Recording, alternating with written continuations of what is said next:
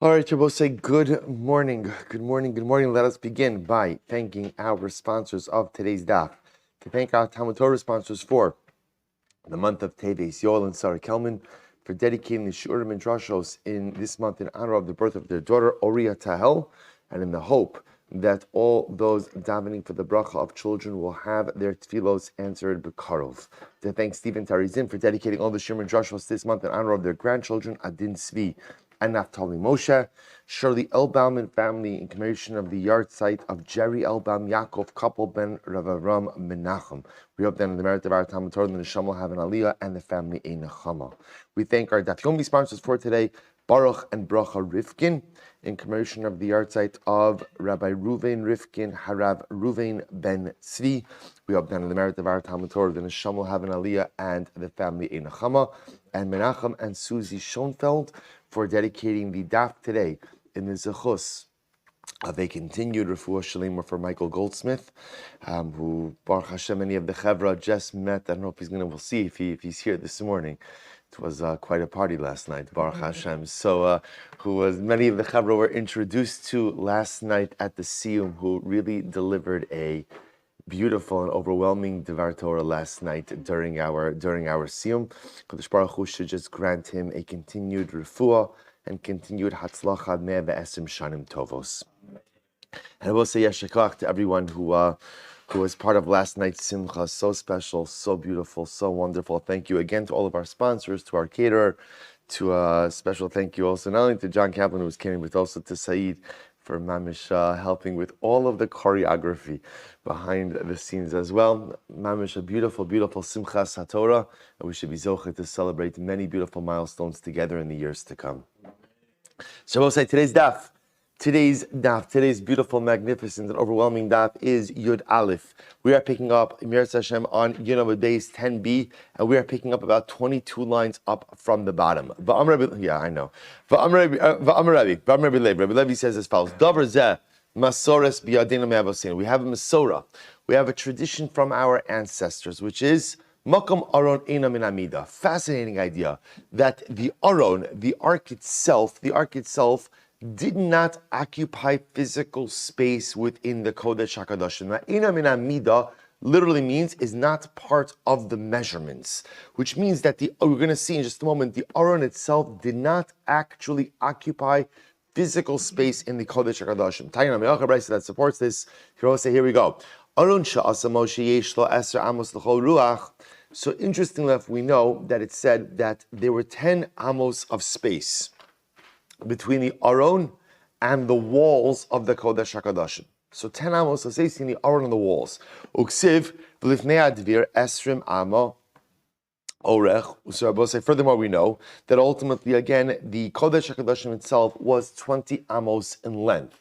So we've got 10 amos in space between the Aron and each wall, and the Kodesh HaKadoshim itself being 20 amos long. Furthermore, it says, Uksiv, knaf hakarov va'echad eser amos, uknaf hakarov va'echad eser amos. Furthermore, it says that the wing of each of Kruv, the Kruvim, remember again, were like the angelic type figures perched on the lid of the Aron. So the span of each wing was 10 amos, which I will say means what? Which means that the span of the Aron itself was 20 amos. The length of the Kodesh HaKadoshim was 20 amos, and yet again we're being told that there's 10 amos in between the side of the Aron and each wall of the Kodesh HaKadoshim, which doesn't make any sense, because it sounds like the Aron itself would have filled every single inch of space or amma of space in the Kodesh HaKadoshim itself. Yet we're being told that's not the case. To which the Gemara says, Aron gufa hecha v'kai, with those measurements, where was the Aron itself situated? Elulav shmamina b'neis haya omed. Rather, I will say again, you see from here that the Aron itself was miraculously housed in the Kodesh HaKadoshim. That the Aron, remember also what the Gemara is pointing out over here is the dimensions of the Aron and the dimensions of the Kodesh HaKadoshim do not reconcile with each other. Rather, it must be Aron Eino Min Hamida. The Aron did not take up physical space in the Kodesh HaKadoshim, which I will say is a dramatic and overwhelming idea, but leads one to a very simple question. Why? I will say, in the world of miracles, there are two different types of miracles. There are utilitarian miracles and message miracles. Utilitarian miracles are miracles that HaKadosh Baruch Hu has to perform in order to accomplish some type, or in order to address some type of need. Right? The paradigmatic example of that would be the splitting of the Yam Suf, splitting of the Red Sea. The Egyptians are in hot pursuit. There's a body of water in front of us. HaKadosh Baruch Hu needs to split the water in order to get us across. That's a utilitarian miracle.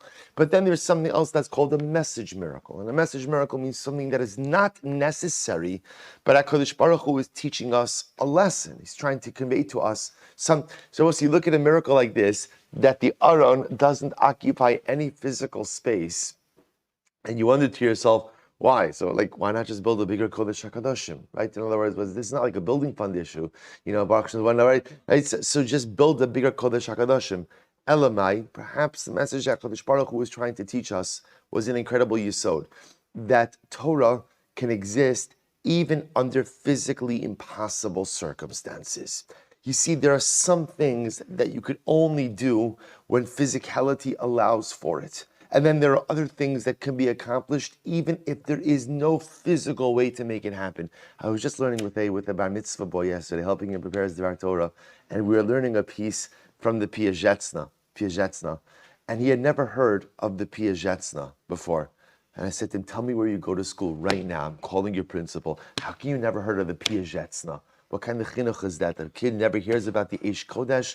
Less than 100 years ago, one of the most important figures, right? The Eish Kodesh, the Piazetzna. So I explained about the Piazetzna, and he was wound by the story.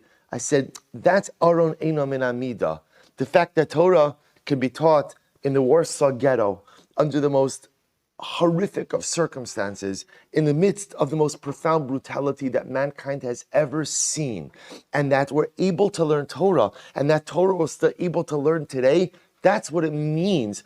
Aron Eino Min Hamida. Torah is Lemala Min Hateva. It is beyond the realms of the natural order of the world. We're able to learn Torah in the most ridiculous of circumstances. Torah is able to survive in the most overwhelming of circumstances, and Torah is able to anchor us even when physically there should be no reason that we should be able to survive and persevere.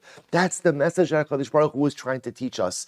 The Aron itself did not fit into the physical dimensions of the Beis HaMikdash, but yet somehow it was there. Sometimes our physical circumstances do not allow for certain things, but even when physically things become impossible, Torah is always able to endure. An incredible yesod. The Gemara goes right. Rabbi Yochanan pasach lepischa lahai parshas me'achas. So we'll say we're going to spend the bulk of today's daf on is Mir Hashem, being able to see something very interesting, which is the way that different Tanoim and Amoraim introduced their shiurim on Megillas Esther. So that's what it means when it says Rabbi Yochanan, Rabbi Yonasan pasach le pischa. Rabbi Yonasan gave the following introduction. This was his introduction to Megillah. He gave his introduction to Megillah. Mehai parshas mehacha. V'kamti alehem. So the pasuk is referring to the destruction of Bavel. So both say, so what does it mean when HaKadosh Baruch Hu says, I will go ahead and rise up against Bavel, and again, I will go ahead and cut off from Bavel. What does this mean? Shem zaksav. I will eradicate the writing of Bavel. Right, Babylonian alphabet writing of Bavel. She'er ze lashon, Babylonian language. Nin ze malchus. I will cut off Babylonian monarchy. V'nechad zu Vashti. I'll cut off Vashti. Remember again, Vashti was the granddaughter of Nebuchadnezzar. Rabbi Shmuel bar Nachmani pasach lepischa lahai parshas mehacha. Rabbi Shmuel bar Nachmani would open up his discussion on Megillah from here. Tachas hana'atzutz ya'aleh berosh. The tachas hasirpad ya'aleh hadas. Both say the pasuk says, we read this again on the Haftarah and fast days.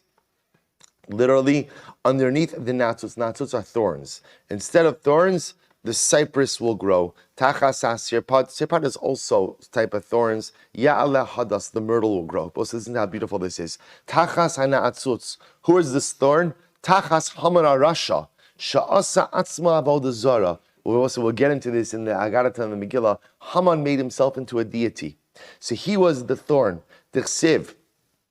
Obechol hana'atzutzim obechol hanahalulim ya'aleh berosh. Who's the cypress that will rise up instead of the thorns? Zem Mordechai. Mordechai is the cypress who will rise up instead of the thorns of Haman. Shenikra Rosh L'Chala B'Samim. Both say, listen to this. Mordechai is called the Rosh L'Chala B'Samim. See, it's a little bit of a play on words. It's Tachas Anatzutz instead of the thorns. The thorns are Haman. Ya'ale B'Rosh. The cypress. Now we translate B'Rosh as the cypress. That's Mordechai. But I will say it's a little bit of a play on words. Mordechai is called Rosh. Why is Mordechai called Rosh? So I will say, those of us who say Ketoras every morning will recognize this drasha. Shenemar, the ata kach lecha bisamim rosh mar diror. You shall go ahead and take for yourself bisamim rosh, right? Bisamim rosh. The first of the bisamim, mar diror. That's the name of the. That's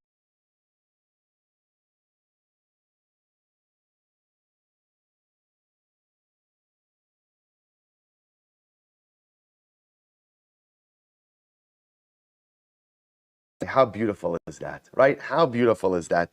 Oh, that's the play on words over here. So Berosh means cypress, but ultimately, again, it's referring to Mordechai, who is the Rosh of the Bisamim. He was the most fragrant. Michael, Shalom Aleichem, Baruch haba, welcome. He was right. He was the Rosh. He was the best of the Bisamim, the most fragrant of all the Bisamim. Tachas has sirpad, underneath again the thorns. Tachas Vashti Harasha Paspenosha Nebuchadnezzar Shesaraf Refidas Beis Hashem Dichsev Refidas Ozav. So we'll say, so underneath Vashti, right? Vashti is also considered to be the thorns. The granddaughter of Nebuchadnezzar, Ya'ala Hadas. The Hadas will sprout up. And who is the Hadas? Esther Hatzadekes Shenikres Hadassah. We'll say this refers to Esther Amalka, who is called Hadassah. Now, when we get into the Megillah, because we're going to go through the Megillah, when we get through the Megillah, we'll see beautiful interpretations as to why she was called Hadassah. Shene'emar, Vahi Omin es Hadassah, V'haya Hashem l'shem. By what is Mivaya Hashem l'shem? Zeh Mikra Megillah. This refers ultimately again to the reading of the Megillah. Li'os olam lo yikares, for all eternity it shall not be cut off. Eila Yimei Purim. These are the days of Purim. So therefore, both say, you understood that this pasuk, this entire pasuk, was a metaphor to the replacement of Haman with Mordechai, to the replacement of Vashti with Esther, and to the eternal, an ode to the, or I should say, an eternal ode to the salvation of the Jewish people, Purim and Megillah. Rabbi Shimon Levi pasuk le'piskal hai parshas mihacha. Rabbi Shimon Levi, he introduced Megillah with the following drasha: V'haya kasher sas Hashem aleichem lehitiv eschem. So both say here, the Gemara quoting the pasuk from Devarim. So the pasuk literally says, and it will be, as Hashem rejoiced on you to do good, so He shall rejoice to visit Ra upon you. So the Gemara says, what does that mean? Does Yibon Shalom rejoice over the downfall of the wicked? Ba'ksiv b'tseis lifnei achalutz va'omrim hodu la'Hashem Kili olam chasdo. Yet the pasuk says, when you shall go out before the chalutz. Shabbos say this pasuk over here is in Divrei Hayomim, and Rashi explains that this is talking about when Yehoshaphat went out to battle against the Ammonim and the Givonim. So the pasuk says, ultimately when you go out, you will say, Hodu la'Hashem Kili olam chasdo. Give praise to Hashem for His salvation, right? Because His chesed is forever. But if you notice, it doesn't say what? It doesn't say Hodu LaHashem Kitov, right? Kitov is missing. Because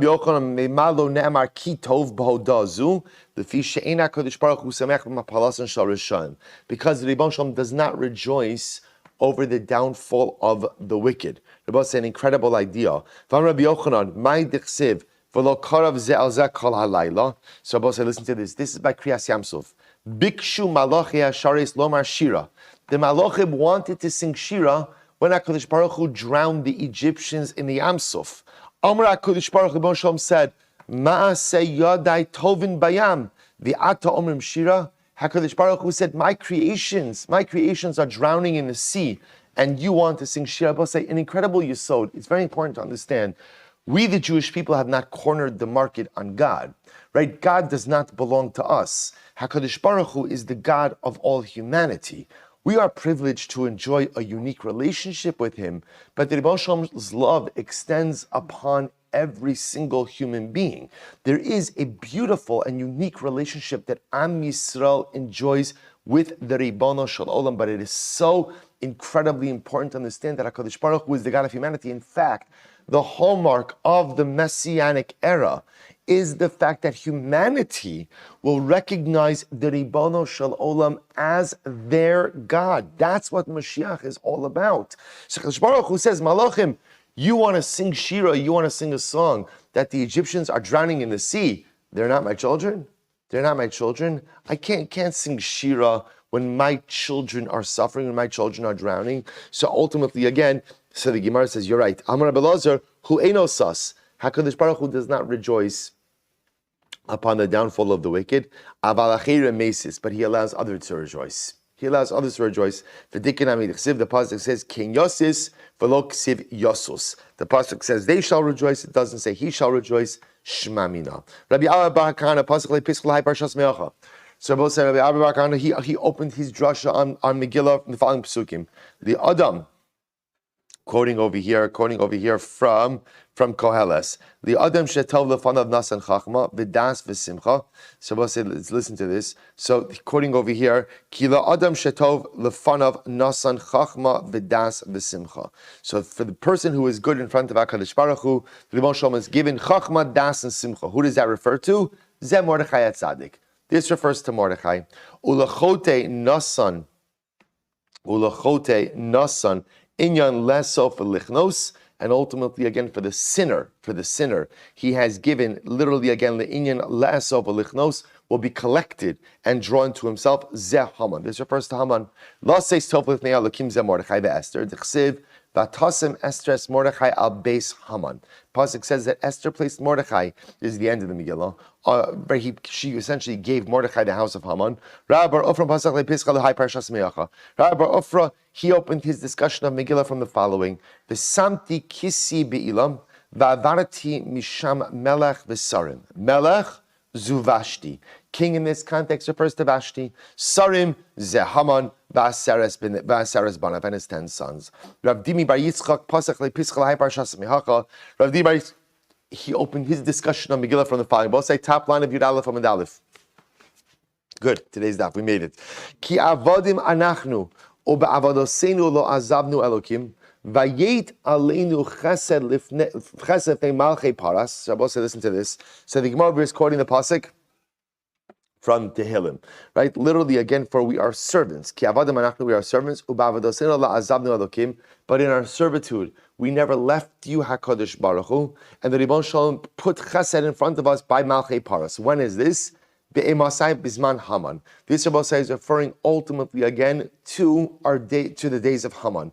Even though we were in servitude, and even though there was the threat of annihilation, we never left you, HaKadosh Baruch Hu. Rabbi Chanina bar Papa pasach lepiskal hai parshas mehacha. Rabbi Chanina bar, let's say the point, by the way, just to understand like what the point of all of this is. If you notice what's happening is all of these different Rabbanim are trying to show the story of Esther just alluded to and hinted to in other texts. That's what's happening over here. And again, we'll see what they really do is they developed drushas on this as Rabbi Chanina bar Papa pasach lepiskal hai parshas mehacha. Here kafta enosh l'rashenu banu ba'ish u'bamayim. Literally, again, you have placed man on top of us. We have gone through the fire and the water. David HaMelech can tell him. What does this mean? Ba'ish, b'mei Nebuchadnezzar. We have gone through the fire. This is in the days of Nebuchadnezzar, b'mei Nebuchadnezzar Rasha, uba mayim in water, b'mei Paro. In the days of Paro. Both say, what does it mean, water in the days of Paro? So remember, again, a reference to two things. Number one, Kriyas Yamsuf. But both say also this week's parasha, Kalabein hayilod hayaora tashlichuhu. Paro's original decree. We'll say sometimes, right? You take a step back for a moment. Like I'll just tell you, I had this like moment last night when, right, we're celebrating together a beautiful suuda, such a sense of chevrashat camaraderie, and you think for a moment, like in the midst of that, what we've been through as a people, right? You think about these things. What we've been literally, it's this week's parasha. Is this parasha when Paro says, right, to his nation, Kol habein hayilod hayaora tashlichu, throw the Jewish babies into the Nile. You know, we read it as a pasuk in Chumash, but close your eyes and just imagine that moment when mothers, when fathers hear that their babies are going to be thrown into the Nile. And it's overwhelming. And think about this. That's one episode. That's one episode in thousands of years of heartbreak, right? And yet, we're learning the Daf. We're learning Torah. Am Yisrael is strong. Am Yisrael is vibrant. Am Yisrael is overwhelmingly amazing. It's incredible, right? It's absolutely, sometimes we don't think about it, but to think of everything we've gone through and now where we are in this world and who we are, it's a nes nigla. Each of us is mamish a nes nigla. Each of us is a walking, talking, living, breathing miracle. And we should never lose sight of that. So the Gemara goes back there. So the Gemara says, but we went through fire and water. When did we go through fire and water? In the days of Paro and Nebuchadnezzar. Vatosienu l'Revia b'mei Haman. So the Gemara says that refers to the days of Haman. Rabbi Yochanan Pasach lePischal Hay Parshas Mihacha Zecher Chasdo. Zochar Chasdo v'Emunaso Leveis Yisrael Ra'u Kol Afsei Aretz Eis Yeshuas Elokeinu. So we'll say again another pasuk from Tehillim. Zochar Chasdo v'Emunaso Leveis Yisrael. He remembered his chesed and his faith in Klal Yisrael. Ra'u Kol Afsei Aretz Yeshuas Elokeinu. Right, all the corners of the world, all those leaders in the world saw the salvation of our God. When was this? First of the widest lines on the daf.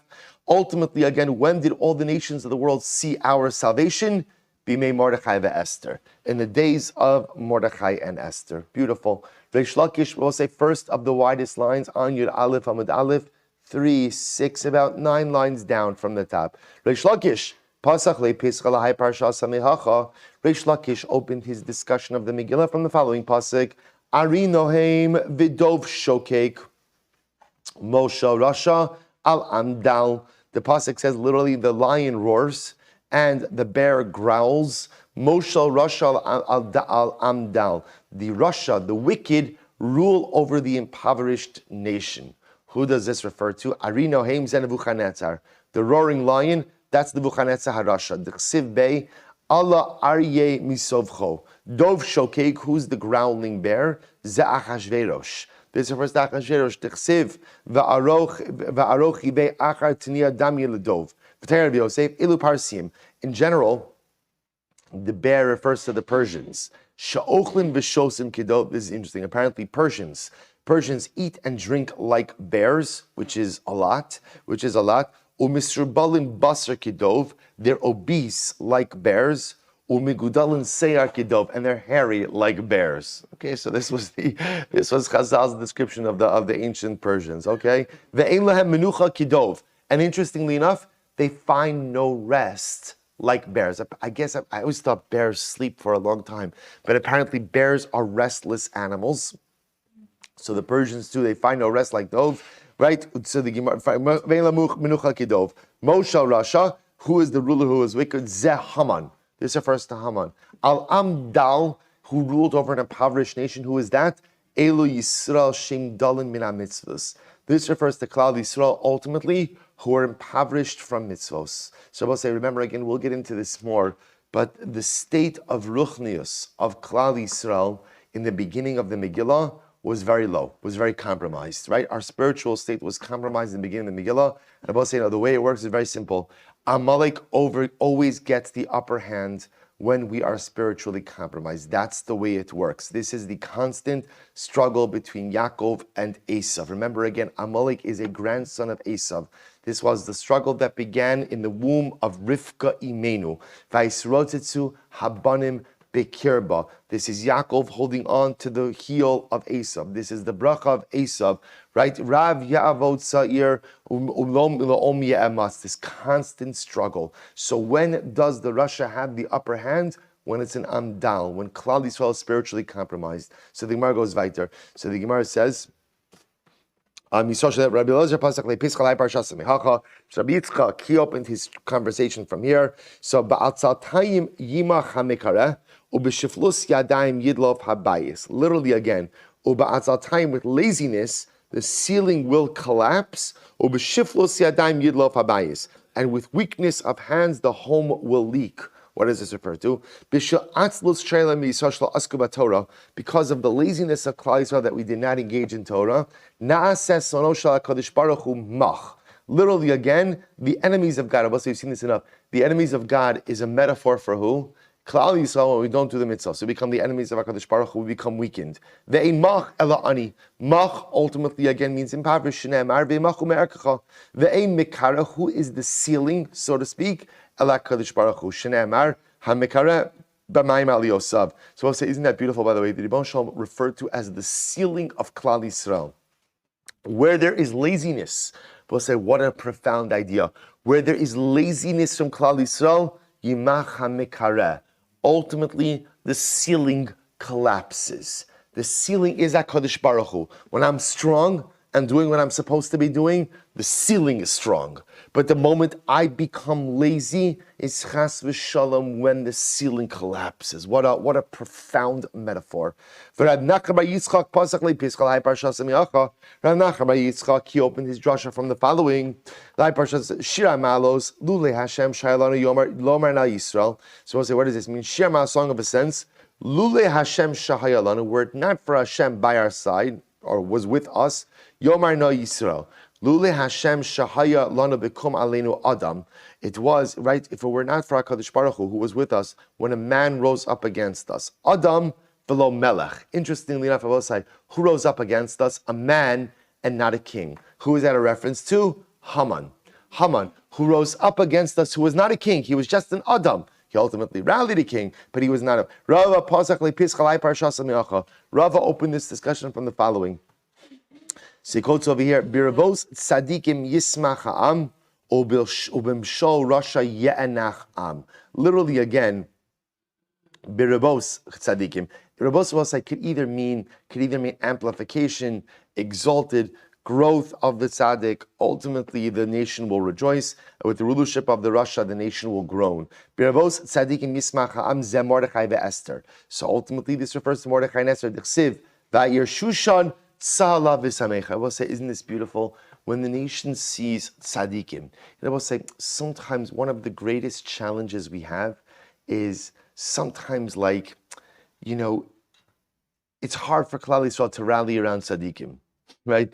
Even if you ask people, like, who's the Gadol Hadar? Well, it depends who you ask, right? It depends who you ask. Is this, right, the Reb Chaim, this, that. Hey, so there's a certain sadness to that. So part of the beauty of the Purim story is that if you ask people in the aftermath of the Purim story, who are the tzaddikim in the generation, what would they answer? Mordechai and Esther. Now, in all fairness, how long did that last for?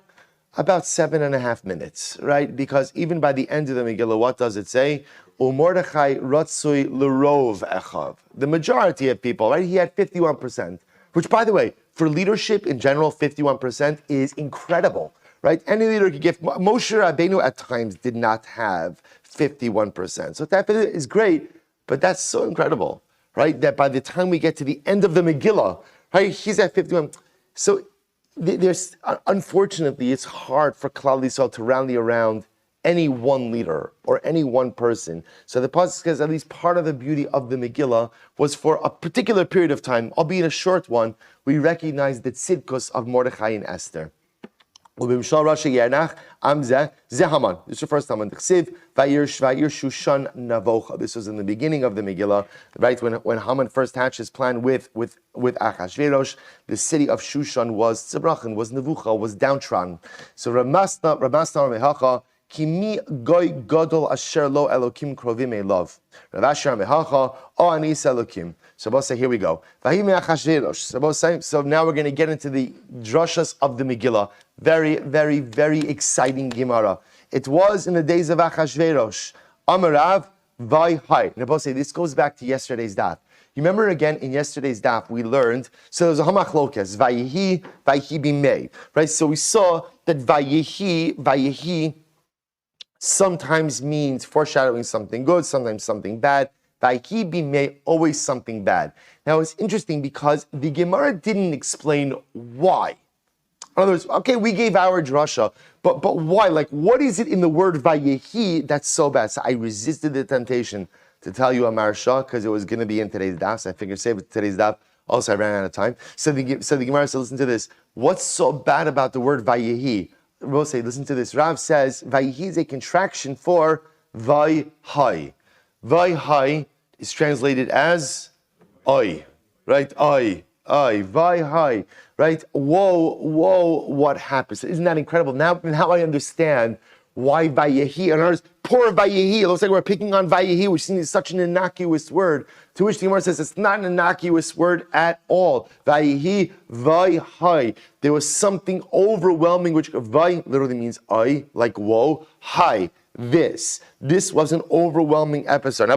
Now, by the way, sometimes things can be overwhelmingly good, and sometimes things can be overwhelmingly bad. That's why Vayehi sometimes could be this was so good, or this was so overwhelmingly bad. So how did the chsiv vismakartem sham la'ayvecha la'avadim u'l'shvachos? The pasuk says, again, by exile you shall be sold there to your enemies as servants. Ushmuel lamar lo ma'astim v'lo ga'altim l'chalosam lo ma'astim b'imei yivanim. Kadosh Baruch Hu tells us, I will not literally again become disgusted by you in the days of the Greeks. And I will not allow you to be destroyed b'mei Haman. In the days of the Persians. B'mei Gog u'Magog. So Kadosh Baruch Hu promises us that during every stage of difficulty and persecution, be it the Greeks, the Persians, the Nebuchadnezzar, Gog u'Magog, HaKadosh Baruch Hu says, I will never sever my relationship with you. I did not become revolted by you in the days of the Kasdim.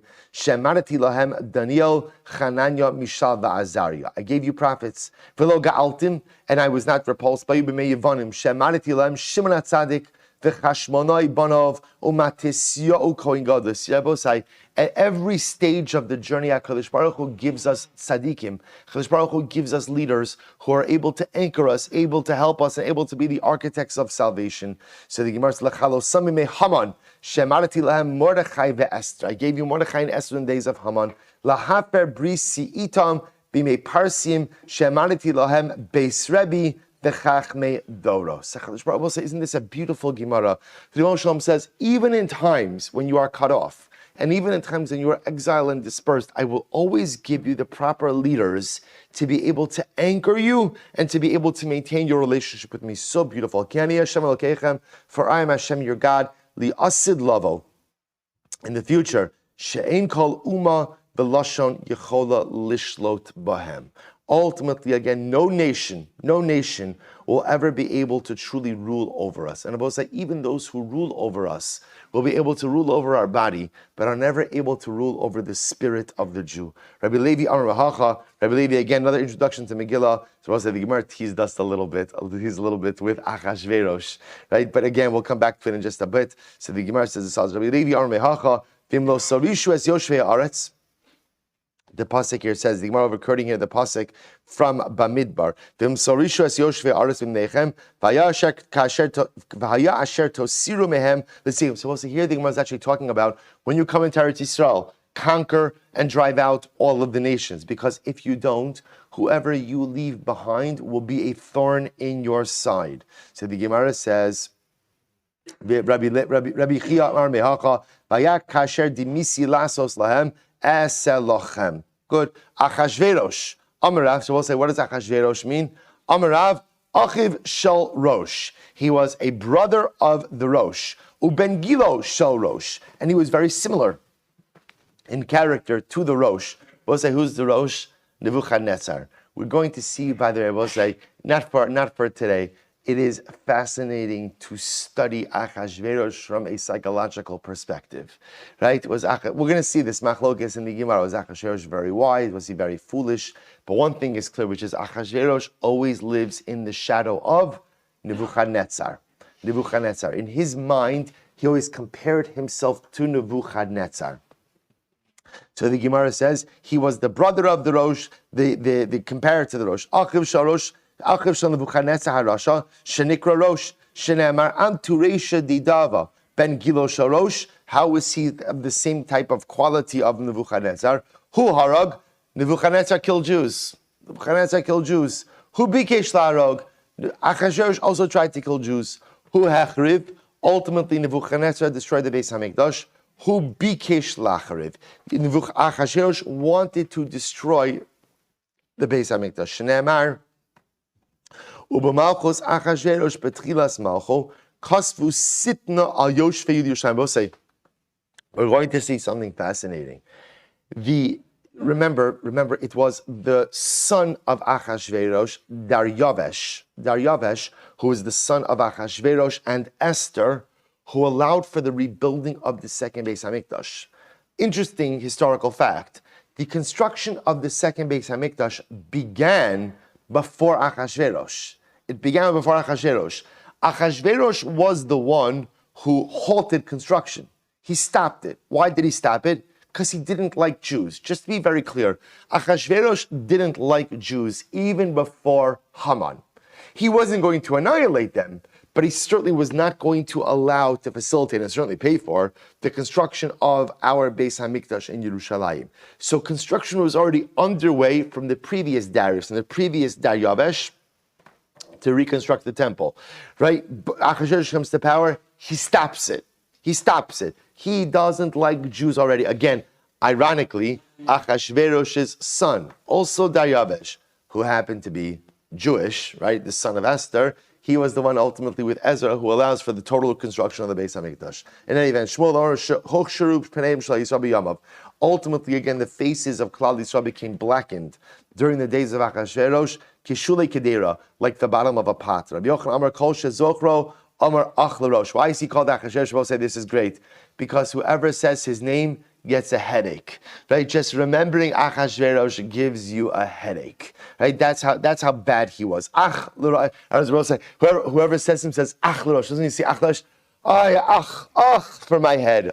For my head. We'll say that's his name. Achashverosh, for my head. I get a headache just talking about him. Rabbi Chanina Amar Shakol Na'asin Russian Biyamav. Ultimately, again, I will say, why is he called Achashverosh? Because everyone became impoverished in his days. Why did everyone become impoverished in his days? Why? Shneimar, Vayasmal Achashverosh Mas. I will say, if you notice, by the way, there are 3 times in the Megillah, that the Megillah talks about raising taxes. Achashverosh was all about raising taxes, right? Ultimately, again, therefore, Achashverosh, everyone became rush, everyone became impoverished during his days. Who Achashverosh? So we'll say, remember again, it says, Vaymi Achashverosh. Who Achashverosh? He was Achashverosh. What does that mean? Listen to this. Who Achashverosh? Who Berisho mitchilasa va'ad sofo. He was wicked from beginning to end, right? So we'll say again, who Achashverosh? Achashverosh didn't change. I will say, just to be very clear, Achashverosh was opportunistic, right? He wasn't the Chozer B'tshuva. It's not the pshat that at the end of the Megillah, when he cancels the decree, he sees the light, becomes a lover of Jews, and therefore, I'll say Achashverosh was a Rasha from beginning to end. He was an opportunistic with low self-esteem. And therefore, again, whoever built him up is the side that he went to. Haman built him up, he went to Haman. Esther builds him up, he goes to Esther. So we'll say, this is very important because this is the reason why on Purim we do not have Hallel, right? We're going to see this in the Gemara. The Gemara says, why don't we say Hallel on Purim? Because the Gemara says, Akate avde Achashveroshanan. Because at the end of the Purim story, we are still servants to a despotic, unpredictable, opportunistic king. And therefore, we never know what tomorrow is going to bring. Therefore, it's an incomplete salvation. It's a Yom Tov. It's beautiful. It's wonderful. But it is an incomplete salvation. So the Gemara says, similarly again, Hu Esav. The same idea. Torah says, Hu Esav, Hu Berisho, Mitchilasa V'ad Sofo. Hu Dasan V'aviram, Hein Berisha Mitchilasan V'ad Sofon. Hu HaMelech Achaz, Hu Berisha Mitchilasa V'ad Sofo. So the Gemara says, Avram, Hu Avraham, Hu Avraham B'Zrei Yamim. Avram was Avraham, Hu B'Tzidko Mitchilasa V'ad Sofo. Righteous from beginning to end. Hu Aaron and Moshe, Hein B'Tzidka Mitchilasa V'ad Sofon. David, Hu HaKatan, Hu B'Katnuso Mitchilasa V'ad Sofo. So most is actually very beautiful. What you begin to see, says the Gemara, something incredible, which is that whenever you see the Tanakh describing someone as who tells you that what? A person maintained a consistent state throughout their life. And I will say, by the way, sometimes you begin to see that the hallmark of great people is not their perfection, but the hallmark of great people is consistency. Consistency, right? Moshe Rabbeinu, Rabbi say, isn't it incredible? I just want to point out, remember, it says Moshe, who Aaron and Moshe? Tzaddikim the whole time. Rabbi say, is that true? Moshe and Aaron were tzaddikim the whole time?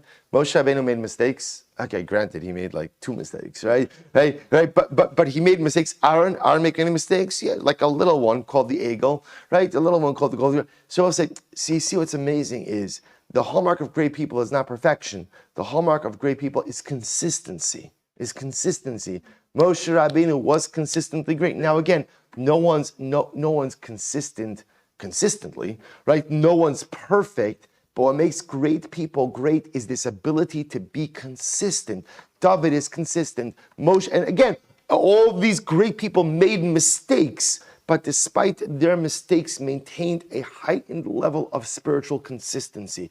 Consistency is what makes us, is what allows us to unlock our greatness. Such an incredible yesod. So the Gemara says, what was great about David? The David who had katan, David ultimately again humbled himself. He made himself a katan. So kashem shebekatnuso hiktin es atzmo etzel misha gadol mena b'Torah, kach b'malchuso hiktin atzmo etzel misha gadol mena b'chachma. But say David HaMelech, when he was young, he humbled himself before his Rebbe. Even when he became king, he humbled himself before his Rebbe as well. So what's an incredible yesod? Hamolech. So let's remember again, the pasuk says in the Megillah, "Hamolech mehodu v'at kush," right? Achashverosh ruled. So Amarav shemalach me'atzmo. The pasuk said this is very interesting machlokes. How did Achashverosh gain the throne? So Rav said he coronated himself. He took the throne himself. Some say this as a praise, and some say it as a put down. So the Gemara says, some say even though Achashverosh was not born royalty, there was no one who was as fit for the throne as Achashverosh, and therefore even though he wasn't royalty, he took the throne. Others say no, it's actually a put down. He was not fit for the monarchy. Some things don't change, right? Money could buy a lot, including the monarchy. So some say he was totally unfit to be king. But he had a lot of money. So Baruch Hashem, he bought his way into the monarchy. So the Gemara says, Mehodu v'at kush. What does that mean? Ravu Shmuel Chadamar Hodu b'sof ha'olam. The kush b'sof ha'olam. One say Hodu was on one side of the world, and kush is on the other side of the world. And therefore, again, the pasuk is teaching me that literally Achashverosh was the strongest ruler of the time. He ruled, his empire spanned from one end of the world to the other end of the world. Ki v'chadamar Hodu v'kush gabi hadadi havokaimi. And one say, no, Hodu and Kush are actually right next to each other. Keshem shemalach al Hodu v'kush, kach malach misofa olam v'ad sofo. Now, but interestingly enough, they're saying the same thing. The shaila is in the imagery. Achashverosh ruled the civilized world. The shaila is Hodu ad Kush. Is Hodu on one side of the world, Kush on the other side of the world, or maybe Hodu and Kush are right next to each other? And the same way he ruled on two countries right next to each other, he ruled on the entire world as well. Same idea. Rabbi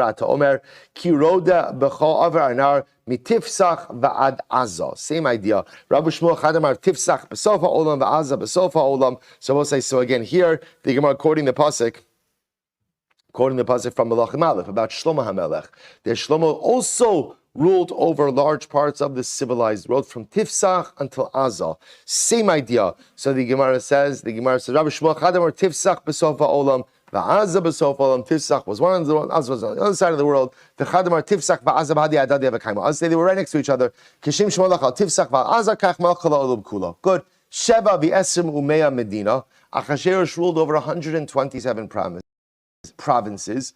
Amar Rav Chisda betchila malach al sheva ulebasof malach al esrim ulebasof malach al meya. So one opinion says the way to read this pasuk, I will say, is talking about the expansion of Achashverosh's empire. First, he ruled over 7 countries, then 20, and ultimately 100. Elamiyat, if that's the case, Ushnei chaye amram sheva ushloshim umea shana my darash tabei. So we'll say, here's the problem. Very often lifespans are recorded in the same way, right? You have years, decades, century. So what does that mean? First he lived 7 years, then he lived this year. Then, in other words, no, it's meant what? to add on to each other. So too, Mea ve'eser misheva medinos doesn't really mean 7, then 20, and then 127. Rather, what does it mean? 127. So the Gemara says, Shani yachad dekra yisiruhu, michtik sidneho doviat kush. So we'll say, here's the problem. See, telling us that he ruled 127 provinces, or Mea ve'eser misheva medina, is really extra. Why? Because the Megillah already told me he ruled from Hodu until Kush. Sheva v'esru mea medina lamali. Why do you need it to say 120, right? 120 and 7. Shma min ala drasha. This comes for a drasha. So both say, we're going to see it's machlokes. Did he rule over 127 provinces? Or perhaps no, 120 or 720 and 7 is 720 and 100 is actually coming to tell us about the expansion of the empire. But it could be that in total, he only ruled over 100 different provinces. Okay, so I'll say, here we go. Tana Abba, I'll say, profound Gemara. Shlosha malchu bekipa. There are 3 people who ruled the entire world. 3 people who ruled the entire world. Ve'eluain, who were they? Achov, Achashverosh, and Nebuchadnezzar. Achov, I will say, remember again, Achov, King Achov, right? So Achov, Achashverosh, and Nebuchadnezzar. They all ruled over the entire world. Achov dichsiv. Chaya Hashem Elokecha, im yesh goy umamlocha shalo shalach Adoni sham levakshecha, im lo, im said the Gemara says, ilo dahava malach alayu, hechi matzi mashbilahu. Right? It will say ultimately again, if he did not rule over them, how was Achav able to get them to pledge allegiance to him? Nebuchadnezzar dichsiv, v'haya hagoy b'hamamlocha shalo yitenes savaro ba'al melech badal. Achashverosh had amr. Achashverosh, that we said. So we'll say Achav, Nebuchadnezzar, and Achashverosh. 3 kings who ruled over the entire world. And I will say, by the way, entire also doesn't have to mean entire. What does entire mean? What does entire mean? Majority, rov. Right? The Maharsha brings this down. It doesn't have to mean every single country. It means they ruled over the entire world. So the Gemara says, I'm a base. So Vesuleka, is there no one else? Right? Are there no other people who ruled over the entire world? Vayika Shlomo. What about Shlomo Melech? Shlomo Melech also ruled over a large part of the world, to which the Gemara will say, this is very profound. Lo salak malchuse. Shlomo's reign didn't really endure. It didn't really play out. And I will say, this happens that if you look at Rashi says over here, Lo hishlim malchuso shari nitrad. I will say, remember again, this is the wild Gemara in Maseches Gittin that speaks about Shlomo Melech's struggles with Ashmedai. Right? And remember again, there is a whole machlokas exactly what happened to the end of Shlomo HaMelech's reign. Here's what we know. He was deposed by Ashmedai, the king of the Shadim. The shaila was he able to regain his monarchical footing or not? This is a fundamental machlokas. So the Gemara says, Hani chalamandamar melech vehedjot. So according to the opinion that says, Shlomo never really regained his footing. Right? He was a melech, and then he became a commoner. And as much as he was able to come back to Eretz Yisrael and kind of regain the throne, he never really regained the full measure of his monarchy. But ultimately, again, according to the opinion that says, no, Shlomo Melech came back and he regained his monarchical footing. So why isn't Shlomo reckoned amongst the monarchs who were able to rule over the entire world? To which the Gemara says, Milsa achrisi hababe. The truth is, Shlomo HaMelech was in a category of his own. How so? Shemalach al ha'elyonim the al ha'tachtonim. It will say, ultimately, again, Shlomo HaMelech was able to rule over the earthly sphere and over the malachim and shadim as well. Rashi says, ala shadim, not malachim. Shlomo did rule over yes, Shlomo could be counted amongst the monarchs who ruled over the world, but Shlomo also ruled over the shadim.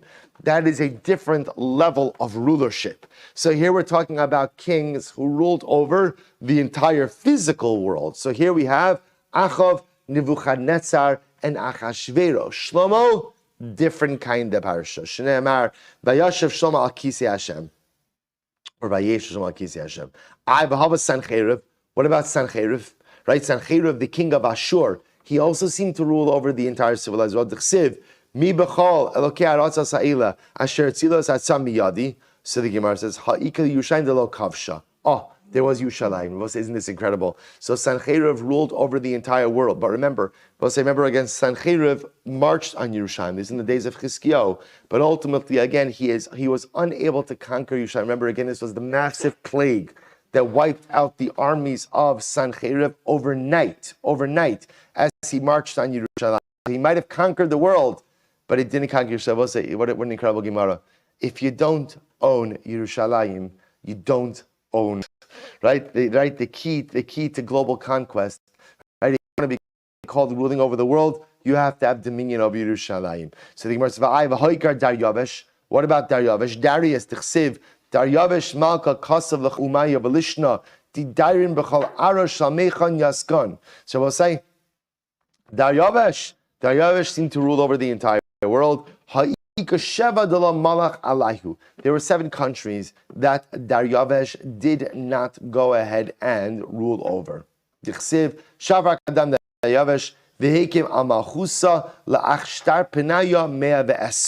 interesting enough, his rulership extended over 120, right? Whereas 127, he had 120. So his rulership was not absolute. Vaika Koresh. What about Koresh? What about Cyrus? Dichsev Koamar Koresh Melech Paras Komamlechos Saaretz Nasan Li Hashem.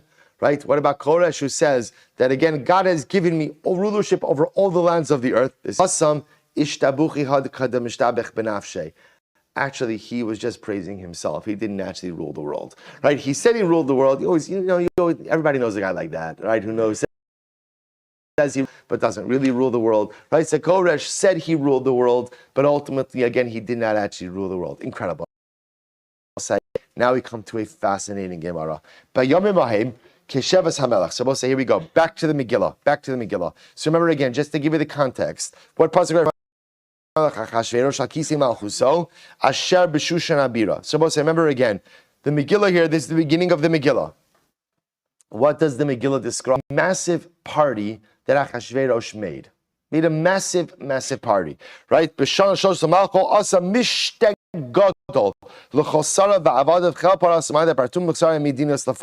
he made a massive party. So the Gemara is going to try to understand what was at the root of this party. The Gemara, so listen to this. Amarava, Maikisheves. Right? So both say again, it says in those days, Kisheves Hamelech Achashverosh. Right? When Achashverosh literally again was settled, when he was settled on his throne. What does it mean he was settled on his throne? He made a party because he was settled on his throne. So we'll say, watch this. Amarava, Maikisheves, Liachashenes Yashvo Daito. After Achashverosh's mind became settled, that now his throne was solidified. What does this have to do with Rabbi? Say, watch. Belshazzar Chashav Vita. Belshazzar, who was 2 rulers earlier than Achashverosh, he made a mistake. What was his mistake? He says, Ana chashivna velo ta'ina. But I have the right calculations, and ultimately, again, I am not mistaken. Maihi. What are we talking about over here? I'll say, the chsiv, kilafi melos, quotes over here, the pasuk, kilafi, it's here, it's kokor Hashem, kilafi melos labavel shivim shana, efkod eschem, vakimosi alechem esrei. Also, the pasuk in Yirmiyah says that kilafi melos labavel, 70 years from Babel, HaKadosh Baruch Hu said he will redeem us. Remember again, the first Beis HaMikdash is destroyed, and what's amazing is that diaspora after the first Beis HaMikdash, Baruch Hu tells us the duration. What's the duration of the Galus after the first Beis HaMikdash? 70 years. So Achashverosh says like this, Uksiv lemalos lecharvos Yerushalayim shevim shana, and it says from 70 years from the destruction of the ruins of Yerushalayim, 70 years. So I will say, now watch this. We're going to see the Babylonian kings. Well, it's not just Babel. Remember again, I will say you start with really Babel, then Babel becomes Paras, Persia becomes Madai. Then there's a consolidation, Paras Madai into one man. So watch this. Belshazzar is calculating the 70 years, and he thought like this: Chashuv Arban v'chamish 5 years that Nebuchadnezzar ruled. Ve'esrim utlas the Eva Merodach, 23 years of Eva Merodach, that was the ruler after the day, and 2 years of Belshazzar, ha-shivim. So Belshazzar thought that the 70 years came to an end 2 years into Belshazzar's rule.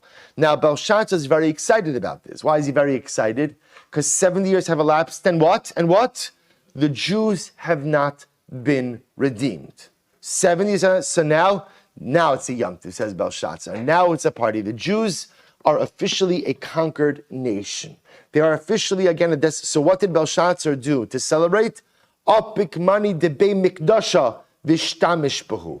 Ultimately, again, he took out the kelim of the Beis Hamikdash, the kelim of the conquered temple, and he made a party using those utensils. By the way, isn't this incredible? Even Belshazzar, right? Belshazzar, strong ruler, no one was messing with the kelim of the Beis Hamikdash until they were sure that the Jews were down and out. So they calculate 70 years, the Jews are done, now we could celebrate. And how do they celebrate? Take out the kelim of Beis Hamikdash. So we'll say this. By the way, Nebuchadnezzar, how do you know that Nebuchadnezzar ruled for 45 years? So the Gemara says, Amar Galu b'Sheva, Galu b'Shmona, Galu b'Shmona Asrei. So we'll say Galu b'Tisha Asrei. What does this mean? Galu b'Sheva l'kibush Yoyachim, Galu Yoyachim. Ultimately, the exile of Yehoiachin occurred 7 years after King Yehoiachin was subdued. So again, remember, there's different stages of Nebuchadnezzar's conquering. So Yehoiakim is exiled 7 years after Yehoiachin, who was his father, was exiled. Shishmona Nebuchadnezzar, which was the 8th year of Nebuchadnezzar's reign. Galu b'Shmona Asrei. What does it mean they were exiled in the 18th year? Galu b'Shmona Asrei, l'kibush Yehoiakim, galus tzidkiyo. So ultimately, again, Yehoiakim,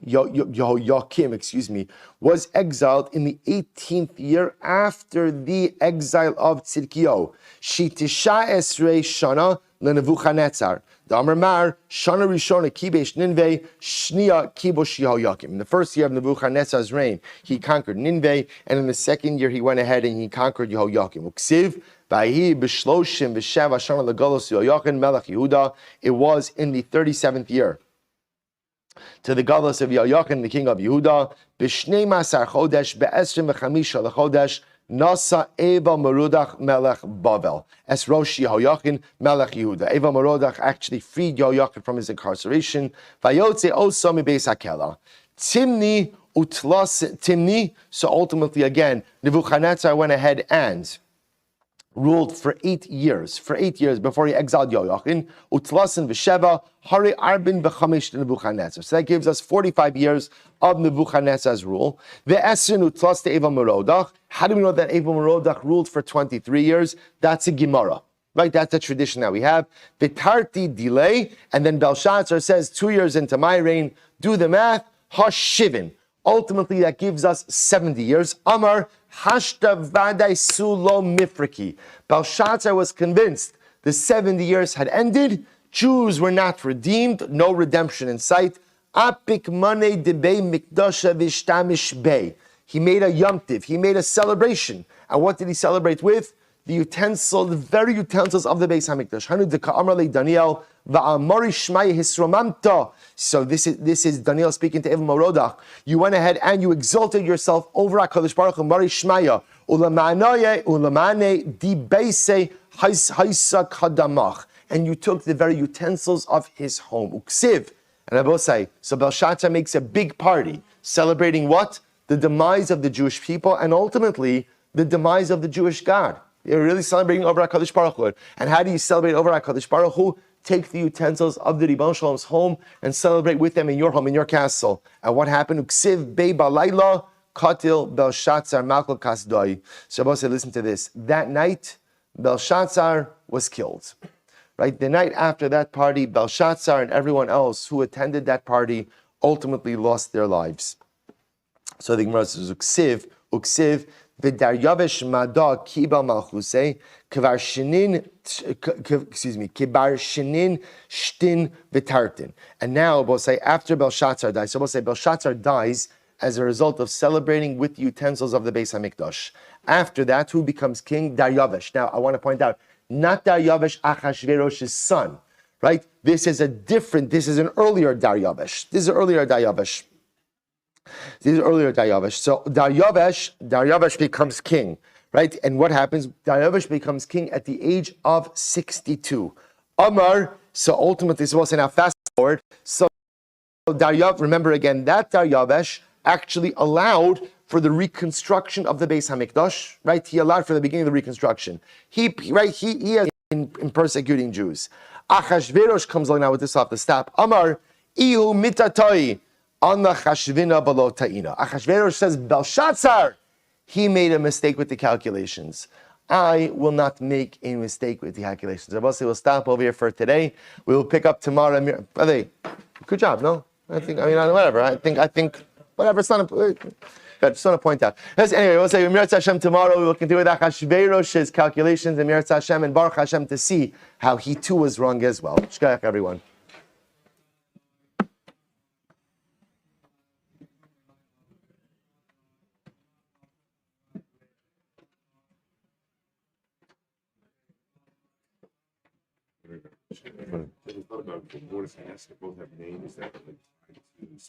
Spices. We're going to see it actually in the Gemara. Yeah. Mar Durar. Yeah. I mean, we did it already now with Mordechai and do it with Esther as well.